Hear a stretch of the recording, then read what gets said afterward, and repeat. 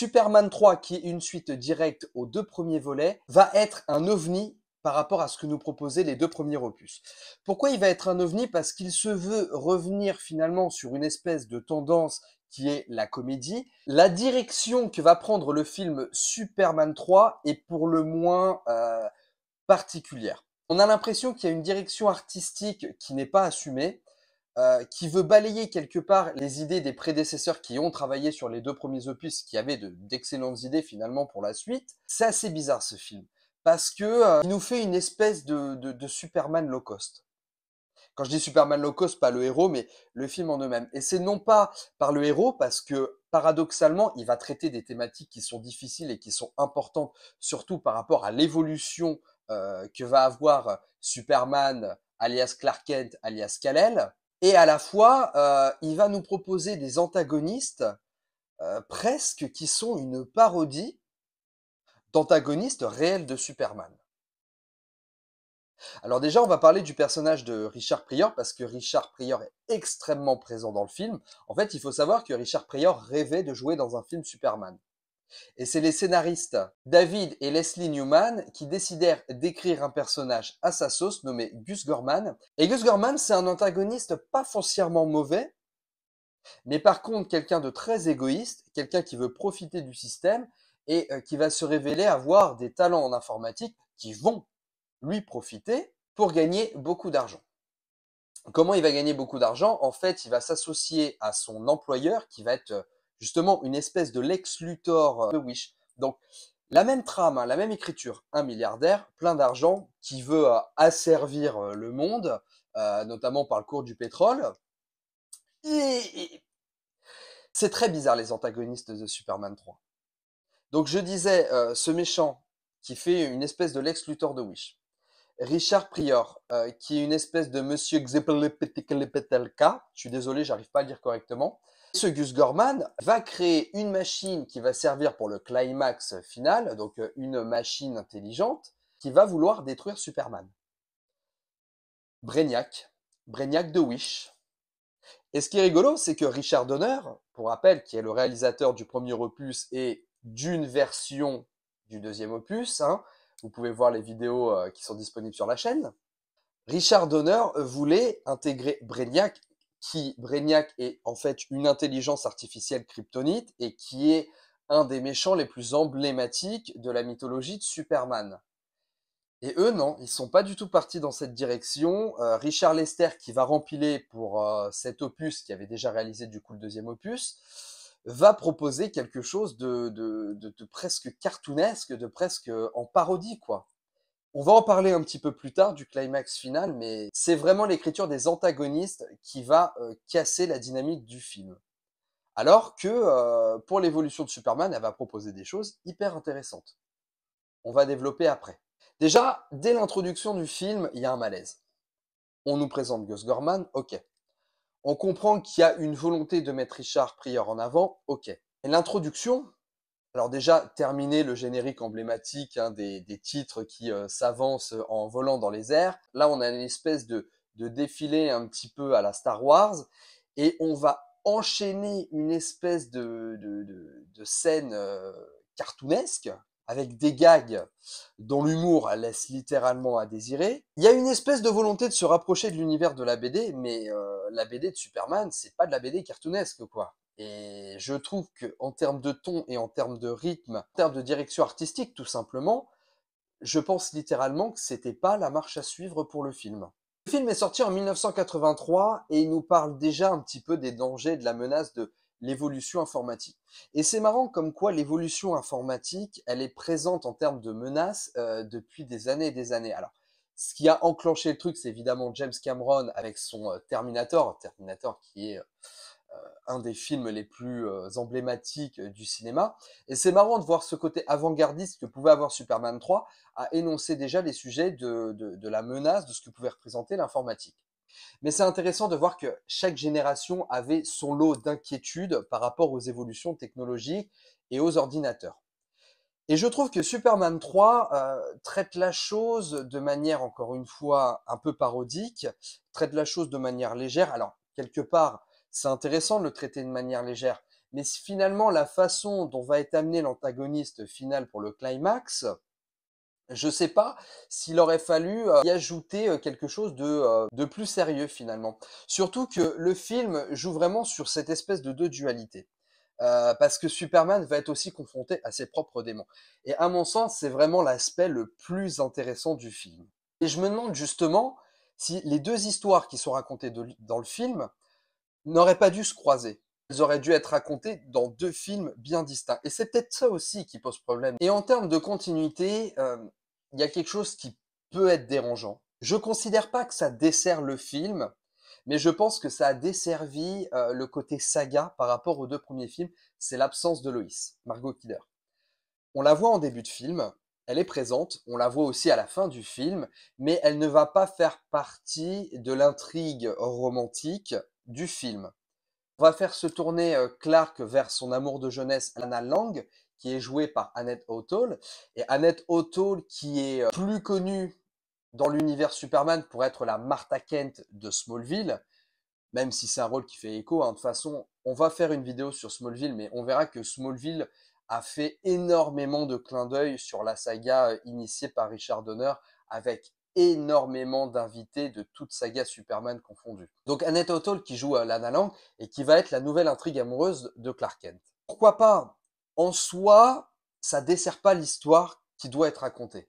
Mais c'est vrai que de passer de Lois Lane à Lana Lang et puis retourner sur Lois Lane dans Superman 4, on en parlera dans la vidéo de Superman 4, ça fait beaucoup. J'ai trouvé ça dommage qu'on continue pas de raconter son histoire avec Lois. Côté antagoniste, Lex Luthor de Wish, par le biais de Gus Gorman, va entamer des modifications informatiques pour essayer d'avoir une espèce d'exclusivité autour du pétrole. Le mégalomane qui a déjà tout ce qu'il veut et qui veut encore agrandir son empire, en plus il a une sœur, on sait pas vraiment à quoi il sert ce personnage, cette sœur. C'est vraiment le personnage inutile du film, hein, à mon sens, littéralement. Et en fait, Superman va régler un petit peu tous les problèmes que va causer ce bonhomme. Ils vont vouloir arrêter évidemment Superman. Alors pour ça, ils ont l'idée de créer de la kryptonite artificielle. Ok. Ils vont créer de la kryptonite artificielle à partir d'un ordinateur, sauf qu'ils vont avoir un élément inconnu. Ils vont offrir cette kryptonite à Superman, et là, cette kryptonite va avoir l'effet, dans les BD, de ce qui se rapporte à la kryptonite rouge. D'ailleurs, ça aurait été intéressant de proposer la kryptonite artificielle de couleur rouge pour montrer vraiment qu'elle était différente de la kryptonite de base. Mais bon, ça c'est pas très important. Et effectivement, par le contact de cette kryptonite artificielle, Superman ne va pas dégrader sa santé physique, mais va dégrader sa santé mentale, devenant un homme égoïste qui n'est plus du tout altruiste, qui ne s'intéresse plus à l'idée d'être le sauveur de la planète et le sauveur de l'espèce humaine. C'est la partie, à mon sens, la plus intéressante du film. Alors c'est dommage qu'elle soit amorcée un peu de cette manière-là, de manière un petit peu saugrenue finalement. Mais c'est super intéressant par contre d'aller explorer un côté sombre de Superman, et surtout ça va nous amener une des scènes les plus emblématiques à mon sens de la saga Superman, c'est le moment où on va avoir une confrontation entre ce Superman mauvais et le Superman bon qu'on connaît tous, qui continue à exister quelque part dans l'ombre de ce qu'est Clark Kent. Et c'est vrai que le combat dans cette décharge va être... Alors, les effets ont vieilli, certes, mais je parle surtout de la symbolique de ce que ça représente. La façon dont Superman doit combattre ses démons pour pouvoir s'élever et pour pouvoir aller arrêter les méchants. Et c'est terrible de se dire que c'est des méchants aussi bas de gamme qui ont réussi, entre guillemets, à faire du mal comme ça à Superman. Et pendant que Superman va reprendre ses esprits, de leur côté, Gus Groman, il va créer une espèce de super ordinateur qui va d'ailleurs le dépasser totalement, qui va devenir quasiment autonome pour créer le climax final du film. Et ce qui est fou, c'est que ce super ordinateur en question, il a les attraits de ce qu'aurait pu avoir Brainiac dans le film. Et c'est fou de se dire que Richard Donner, déjà de base, avait pour idée de proposer Brainiac en antagoniste s'il avait eu le projet entre les mains de ce Superman 3. Et c'est fou de se dire finalement que les producteurs ont décidé de prendre une direction différente, peut-être pour ne pas donner raison à Donner, alors ça c'est moi qui le suppose, hein, j'en sais rien, Mais quelque part, quand même lui piquer son idée en allant reprogrammer une espèce d'antagoniste qui ressemble totalement à Brainiac, mais qui est pas crédible pour un sou. Qui n'est pas crédible pour un sou, ce qui va totalement desservir le climax final, parce que ce combat, il a en fait aucun sens. Il a aucun sens. Déjà, l'élaboration de cet ordinateur n'a pas de sens. Le fait de le faire dans une espèce de grotte pour justifier en fait des décors qu'on voulait utiliser pour le truc, ça fonctionne pas. La façon dont la machine se retourne en piquant la sœur et en la transformant en espèce de robot, en fait, t'es vraiment, c'est le nanarland total, ce climax final. Bien sûr qu'il paye aussi les années qui ont passé. Alors déjà qu'il a très très mal vieilli. Je crois que même à sa sortie, les gens n'ont pas compris la direction artistique qui a été prise à ce moment-là. Alors que ce soit en termes esthétiques, que ce soit en termes scénaristiques. Et puis, j'aime pas aussi la façon dont on désamorce la responsabilité de Gus Groman autour de ça. Parce qu'il va se retourner en disant ah ouais mais moi je suis pas comme eux, moi je suis un gentil. Non, non, t'as été un fils d'eux quand même.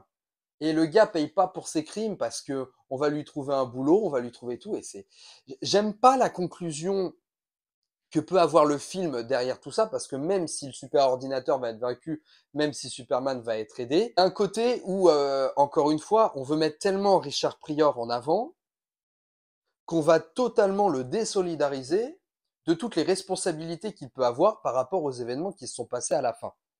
Et ça m'embête beaucoup. Et j'ai vraiment l'impression que le film, on aurait pu l'appeler Richard Pryor versus Superman. Parce que on le met presque en tant que figurant, Superman, dans le film. Ce qui est énormément dérangeant, c'est que on arrive quand même à aller chercher des choses au niveau de son personnage qui aurait pu être super, mais comme je l'ai dit tout à l'heure, je pense littéralement que c'était pas le bon film pour traiter les démons de Superman. Et ça fait de ce film une suite très peu efficace, malheureusement. Pour conclure, je pense que le film, il souffre beaucoup de la direction artistique qui a été prise. Il souffre beaucoup du fait qu'on veut mettre trop en avant Richard Pryor, le mettant en scène dans des situations, comme je le disais, très cartoonesques, trop improbables.